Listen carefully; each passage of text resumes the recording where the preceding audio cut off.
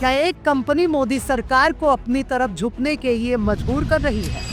हमको नहीं चाहिए रिफंड, बस हमारा लगेज दे दो। 24 घंटे से ज्यादा हो गया। क्या इंडिगो अपनी बात बनवाने के लिए आम जनता की जिंदगी से भी खिलवाड़ कर सकता है? मेरा बेटी का ब्लड आ रहा, ब्लड नीचे से ब्लड आ रहा, कार्ड चाहिए, दे दो। क्यों नहीं कर सकता? क्यों नहीं कर सकता? और ये सवाल तब उठता है जब एक बाप चीख चीख कर कह रहा है कि मेरी बेटी को पीरियड्स आ रहे हैं, ब्लड निकल रहा है, मुझे पैड दे दो। एक विदेशी महिला चीख चीख कर कह रही है कि मुझे अपने घर जाना है। हर तरफ चीख पुकार है, मजबूरी है, बेबसी है। लेकिन लजर इंडिगो सिस्टम के पास केवल एक शब्द है, फ्लाइट कैंसिल। हाँ, मैं सच कह रहा हूं। फर्श पर बैठे बच्चे, परेशान बुजुर्ग, हाथ में टिकट और आंखों में आंसू। दिल्ली हो या मुंबई, चेन्नई हो या हैदराबाद, हर जगह एक ही हंगामा, हर तरफ एक ही शब्द, एक ही नाम गूंज रहा है, इंडिगो इंडिगो इंडिगो। सवाल ये नहीं है कि इतनी फ्लाइट क्यों कैंसिल हुई। सवाल ये भी नहीं है कि आम जनता ने दर दर की ठोकरें खाई, लोग परेशान हुए। सवाल ये है कि क्या इन कंपनियों को सरकार ने जो कुछ भी अधिकार अभी तक दिए हैं, वही अधिकार अब आम जनता के गले के फांस बन चुके हैं। सवाल ये भी है कि क्या सरकार इन कंपनियों के आगे मजबूर है, और अगर नहीं तो इंडिगो की इतनी बड़ी लापरवाही बर्दाश्त क्यों है। सवाल यह है कि देश का एविएशन सिस्टम एक झटके में कैसे बैठ जाता है। 3 से 7 दिसंबर के बीच करीब 3000 फ्लाइट प्रभावित हो जाती है। यात्रियों को पानी, खाना, बैगेज और जानकारी तक के लिए दर दर भटकना पड़ता है।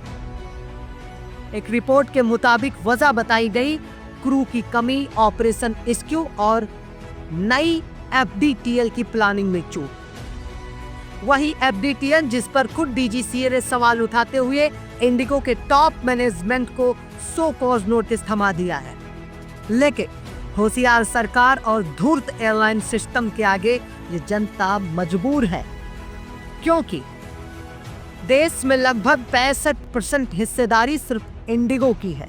यानी हर 10 में से 6 से ज्यादा पैसेंजर सिर्फ इंडिगो पर निर्भर हैं। इंडिगो के पास 417 विमान हैं, लेकिन प्रति विमान सिर्फ 13 पायलट है, सिर्फ 13। मतलब नेटवर्क सबसे बड़ा, लेकिन मैन पावर का संतुलन सबसे घटिया, सबसे कमजोर और सबसे ध्वस्त। और अब समझिए जनता की मजबूरी।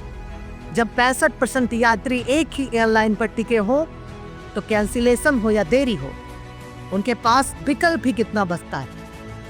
टिकट कट चुका है, किसी को शादी में जाना है, किसी को इलाज के लिए जाना है, किसी का इंटरव्यू है, यात्री फंसा है और आसमान से उम्मीद लगाए बैठा है।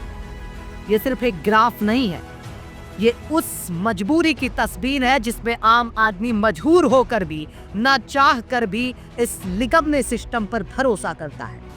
क्यों जी? इसका जवाब कौन देगा? जब नई ड्यूटी टाइम पॉलिसी लागू हो रही थी, तब क्या इसकी जमीनी तैयारी की जांच नहीं हुई थी? क्या डीजीसीए को पहले से अंदाजा नहीं था कि इतनी बड़ी एयरलाइन पर इसका क्या असर पड़ेगा?